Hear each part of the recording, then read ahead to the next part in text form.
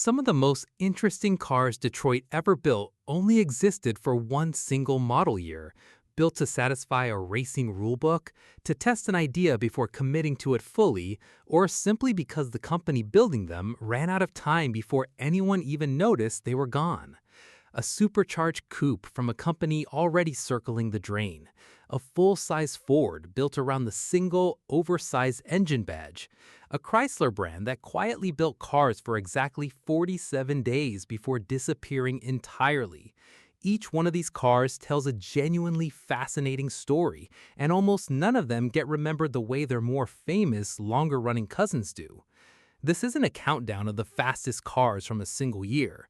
This is a tour through 8 completely different years, each one hiding a genuinely forgotten American car that never got a second chance.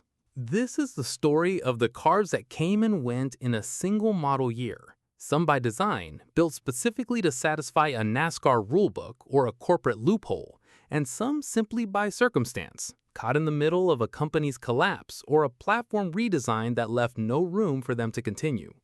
By the end of this list, you'll understand exactly why 1 year only often means something genuinely special, not simply forgettable. Cars end up as 1 year only models for a surprisingly wide range of reasons. Sometimes it's a racing sanctioning body's rulebook demanding a minimum number of street legal copies exists before a car can compete, only for the rules to change again the very next season. Sometimes it's a company running out of money or out of time midway through building its own future. And sometimes it's simply a marketing experiment, a limited test run built to gauge interest before a manufacturer commits to a full, ongoing model. Whatever the reason, these cars share one thing in common.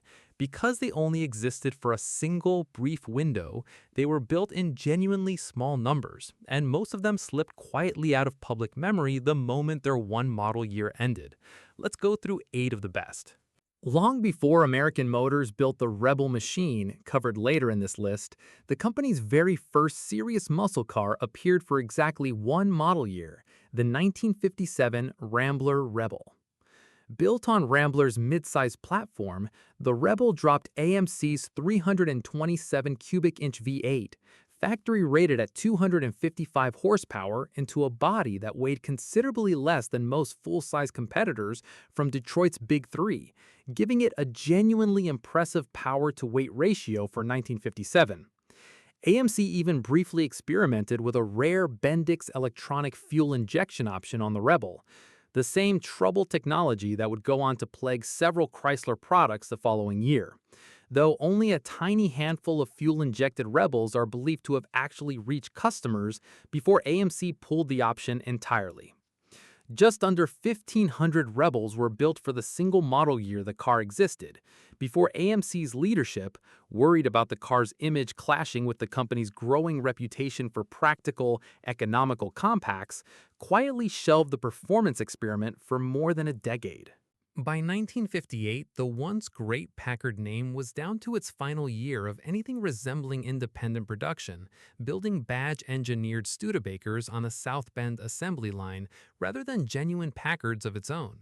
Before the name disappeared for good, Packard went out with one strange, genuinely fast machine, the Packard Hawk, sharing its platform with the Studebaker Golden Hawk, but wrapped in a distinctive fiberglass catfish nose.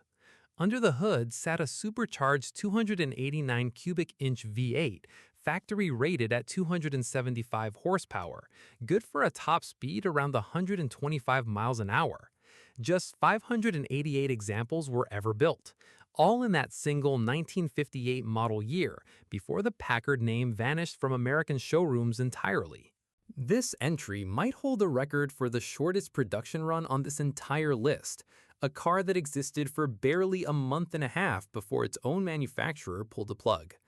Chrysler Corporation officially announced the end of the DeSoto brand on November 30th, 1960, but a small handful of 1961 DeSoto models had already reached dealer lots before that announcement, built just long enough to use up leftover 1961 trim and parts. Total production lasted a grand total of 47 days before Chrysler shut the line down entirely.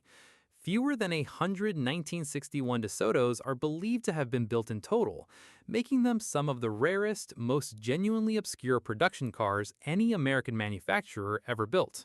Number 4 introduces a full-size performance model built almost entirely to sell a single new engine, the Ford Galaxie 500 7-liter.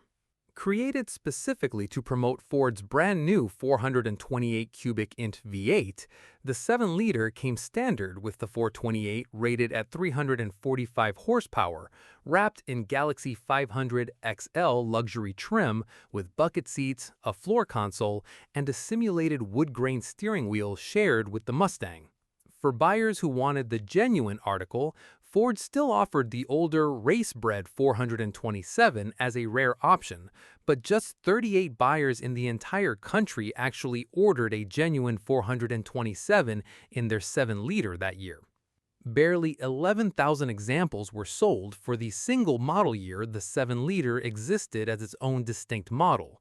By 1967, it had been demoted to a simple trim and engine package on the ordinary Galaxie 500 XL, and the 7-liter name disappeared from Ford's lineup entirely within just a few more years. Number 5 is a car most people have never heard of, built to solve a problem before Dodge's far more famous winged Daytona ever got the chance to try. Dodge's redesigned 1968 Charger looks sensational, but its recessed grille and tunneled rear window created serious aerodynamic drag at NASCAR speeds. Dodge's answer was the Charger 500, fitting a flush, coronet-sourced grille and a flat rear window in place of the standard car's recessed pieces, powered by either the 440 Magnum or the legendary 426 Hemi. Roughly 392 examples were built to satisfy NASCAR's homologation requirements, a genuinely tiny number, especially considering the car exists almost entirely as a footnote today, completely overshadowed by the far more dramatic wing-equipped Daytona that replaced it just months later. Number 6 is Mercury's own considerably more obscure answer to Ford's Torino Talladega, a genuine NASCAR-era warrior that most muscle car fans today have simply never encountered. Built to satisfy the exact same homologation rules driving several other cars on this list, the Cyclone Spoiler II featured a longer, smoother front nose section, hand-welded onto stock Cyclone fenders, and combined with raised rocker panels to meet NASCAR's ride height requirements. Street versions came with a considerably milder 351 cubic inch V8, while the genuine NASCAR racers carried Ford's 427 side oiler, or the exotic Boss 429.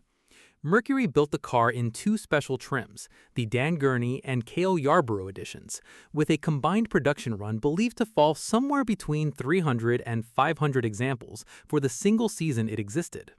Today, genuine Spoiler IIs remain considerably more affordable at auction than the far more famous Dodge Daytona or Plymouth Superbird, despite arguably being just as rare and just as historically important to the same brief NASCAR-era war. Number 7 brings back American Motors' most patriotic, most unapologetically loud muscle car, the one-year-only Rebel Machine. Built on AMC's mid-size Rebel platform, the Machine came standard with a 390 cubic inch V8, factory rated at 340 horsepower, along with a functional hood scoop featuring a built-in tachometer and a bold red, white, and blue paint scheme that made it impossible to miss on the street. Just 2,326 Rebel Machines were built for the single model year the car existed, before AMC replaced the aging Rebel platform entirely with the all-new Matador for 1971, taking the Machine name and its distinctive graphics package along with it. Number 8 closes out this list with the car that started the entire NASCAR-era war in the first place, the Ford Torino Talladega. Named after the newly opened Talladega Superspeedway, the Torino Talladega featured an extended, smoothed-out front nose section, engineered specifically to reduce aerodynamic drag on NASCAR's fastest tracks. Ford built just over 750 examples to satisfy NASCAR's homologation requirement, powered by the 428 Cobra Jet V8, and the car's slippery new nose helped Ford dominate much of the 1969 NASCAR season on the high banks. Like several other cars on this list, the Talladega existed for exactly one model year before Ford moved on to newer aerodynamic solutions the following season. If you notice the pattern across several of these entries, you weren't imagining it.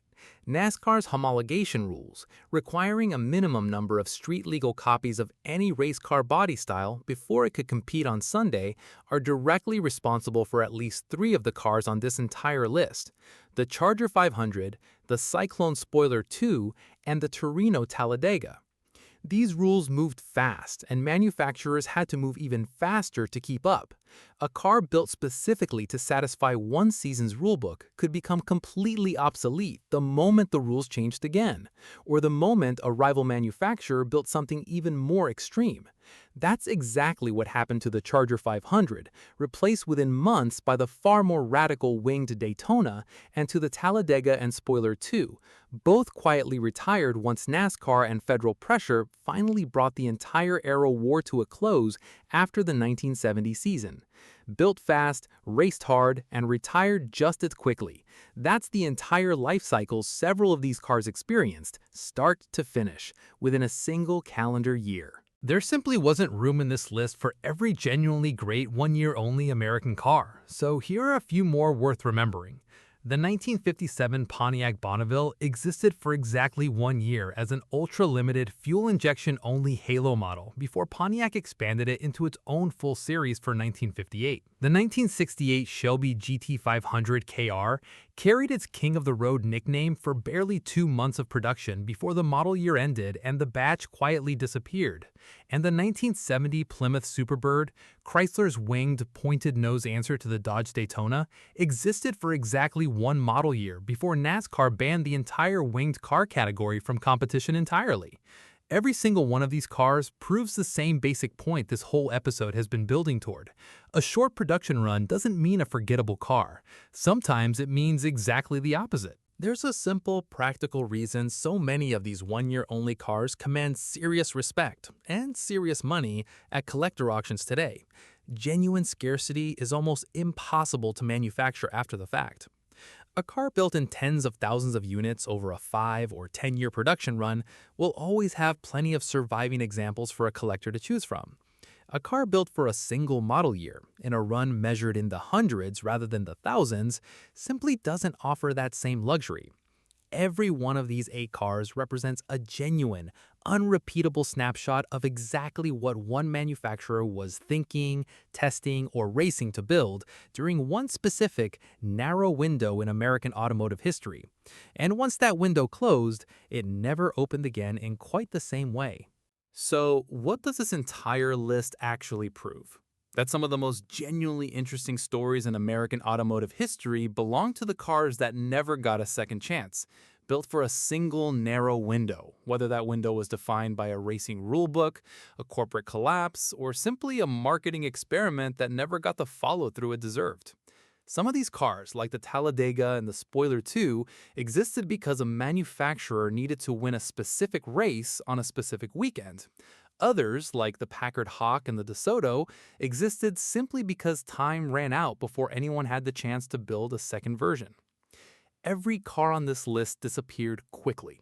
None of them disappeared quietly, at least not to the people who actually understood what they were looking at. Detroit built plenty of forgettable cars over the decades this series has covered, but a one-year-only car almost never falls into that category. It's usually the exact opposite. A car built with just enough urgency and just enough ambition that a manufacturer simply couldn't wait to move on to whatever came next.